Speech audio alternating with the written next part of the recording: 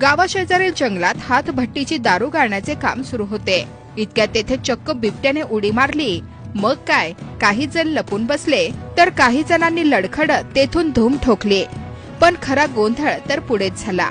दारूच्या भट्टीवर असलेली दारू बिबट्या पाणी समजून प्यायला आणि झाला टूल. हातभट्टीने आपला गुण दाखवलाच.